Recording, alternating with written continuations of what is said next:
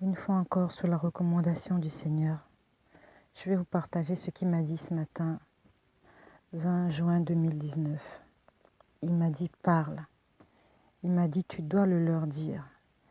Et notre Seigneur est en train de nous interpeller. Ce n'est pas pour nous juger, c'est parce qu'il nous aime. C'est parce qu'il ne veut pas nous perdre. Ce que je vais vous raconter, je l'ai vécu aujourd'hui, jeudi 20 juin 2019, entre 2 heures du matin et 4 heures. Le Seigneur m'a réveillée et je me suis réveillée, je me suis mise à prier. Je suis toujours à genoux. Il me demande de prier toujours à genoux. J'étais à genoux en train de prier. Il m'a montré des chiens. Il y avait des chiens dans une cage. C'est bizarre, ces chiens-là se sentaient tellement bien dans ces cages-là. Ils s'entrelaçaient. Vraiment, ils ne se souciaient de rien dans ces cages-là. Et plus loin, il y avait un crocodile. Il était dans une cage aussi, sauf que sa cage était plus petite, à telle enseigne qu'il bougeait, qu'il remuait dans tous les sens, mais jamais il ne sortait de cette cage-là. Mais il était furieux, il bougeait dans tous les sens, donc sa queue allait dans un sens, sa tête dans l'autre sens, il remuait dans tous les sens. Je n'ai pas compris ce que signifiaient ces animaux-là.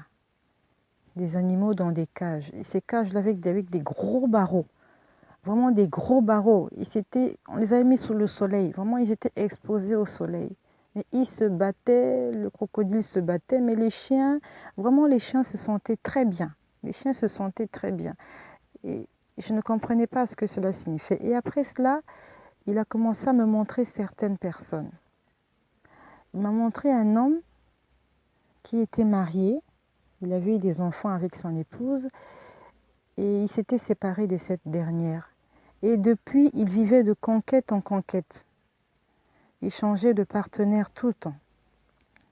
Il m'a montré un autre homme qui était marié. Il s'est même marié à l'église. Il était béni à l'église. Un homme né de nouveau.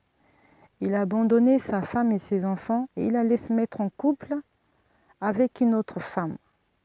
Et avec cette dernière, ils ont eu aussi des enfants. Et chaque fois qu'il y avait des hommes de Dieu ou des personnes qui venaient vers lui pour l'exhorter, il n'acceptait pas. Il était toujours en train de juger ces gens-là. Et Dieu me montrait comment il était en train de faire une prière contre les gens qui venaient l'exhorter. Donc, en fait, les gens qui venaient l'exhorter étaient devenus pour lui comme des ennemis. Et il priait, il dit, Seigneur, venge-moi, fais-leur du mal, je veux les voir périr, ces gens. Donc, en fait, pour lui, l'évangile est devenu comme une torture. Le fait qu'on lui parle du Seigneur, il ne l'accepte plus. Et il va vers ce même Seigneur qui est en train de l'interpeller à la repentance pour dire, venge mes ennemis, fais-leur du mal, parce que ce sont des serviteurs de Satan. Il m'a montré un jeune homme qui est membre, qui est dans le groupe de chantres. Ce jeune homme entretient une relation avec une autre fille. Les deux sont des lycéens. Le Seigneur m'a dit, bientôt il y aura une histoire de grossesse entre les deux là. Il m'a montré une autre dame encore à l'église. Elle entretient une relation avec un homme. Ils vivent en concubinage, ils ne sont pas mariés. Et dans l'église, on ne le sait pas. Il m'a dit, bientôt elle aussi, elle sera enceinte. Malgré toutes les précautions qu'ils sont en train de prendre pour éviter la grossesse, je vais permettre qu'elle tombe enceinte. Et le Seigneur m'a dit, tous ces gens-là, ce sont ces chiens que tu vois dans la cage. Ils sont dans l'église, ils participent, mais ils sont dans des cages, ils sont enfermés. Le péché les a enfermés. Il m'a dit, moi je suis venu libérer les captifs. Je ne suis pas venu enchaîner les gens comme ça. Je ne suis pas venu mettre des gens dans des cages comme ça. Il m'a dit, c'est quoi l'image du chien? Dans la Bible, l'image du chien, c'est l'image qui est souvent utilisée pour décrire les hommes impurs, les hommes méchants, les hommes violents. Comme il a dit dans Apocalypse au chapitre 22. Il dit, heureux ceux qui lavent leurs robes afin d'avoir droit à l'arbre de vie et d'entrer par des portes dans la ville. Mais il dit au verset 15, dehors les chiens, les enchanteurs, les impudiques, les meurtriers, les idolâtres, et quiconque aime et pratique le mensonge. Il dit ces chiens-là, le chrétien qui se comporte comme un chien, comme il est écrit dans 2 Pierre, le chien est retourné à ce qu'il avait vomi. Le chrétien qui se confesse, mais qui repart à ce qu'il a vomi, Dieu nous voit comme des chiens. Et nous sommes dans ces cages-là. Dans ces cages, c'est notre péché. Et nous avons du mal à nous en sortir.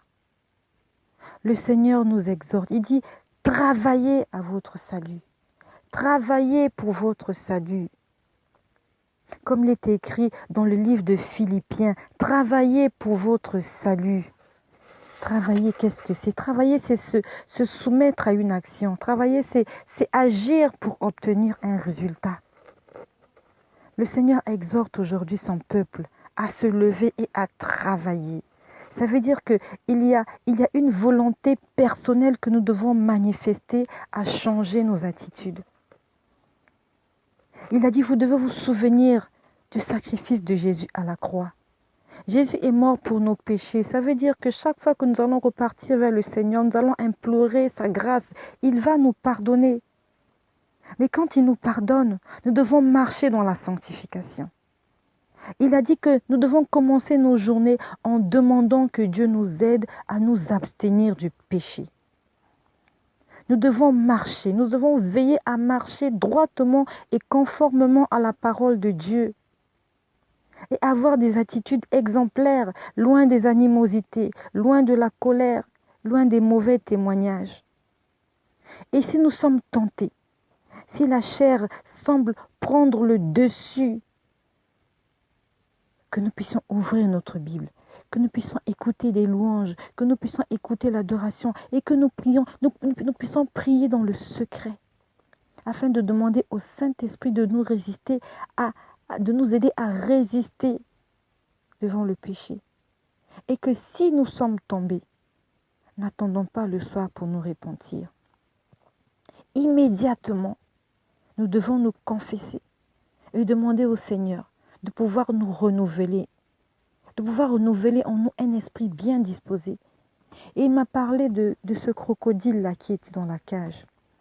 Quand il me parlait du crocodile, on a approché l'image du crocodile, on était en train de taper sur sa gueule. On tapait sur sa gueule. Il me dit, celui-là, c'est le genre de chrétien, il est têtu, il est colérique. Donc c'est ce chrétien-là têtu et colérique. Donc c'est ce monsieur-là qui ne veut pas écouter la parole de Dieu. Alors qu'il est dans le péché, il vit dans le péché. Lorsque les gens viennent lui parler, lui demander de se repentir avant qu'il ne soit trop tard, il a fermé son cœur. Il ne veut pas écouter l'évangile. Il m'a dit, c'est ce crocodile-là. Il s'est revêtu d'une carapace qui est insensible. Vous savez, la peau du crocodile, elle est dure. Elle est dure, la peau du crocodile. Donc, il s'est revêtu de cette carapace. Il est furieux au-dedans de lui. Il est en colère contre tout le monde et il ne laisse pas la parole de Dieu agir dans sa vie. Le Seigneur le voyait comme un crocodile. Il s'agitait dans sa cage, dans tous les sens. Mais le Seigneur m'a dit, dehors tous ces gens-là. Je nous exhorte, mes frères, si nous sommes encore enchaînés, si nous sommes encore dans des liens de captivité, nous sommes captifs du péché, demandons au Seigneur de nous pardonner et demandons au Seigneur de nous donner la force et la bonne volonté de pouvoir nous éloigner du péché, pour qu'il ne nous dise pas dehors, qu'il ne nous dise pas un jour hors de moi, serviteur infidèle. Que le Seigneur nous fortifie. Au nom de Jésus-Christ. Amen.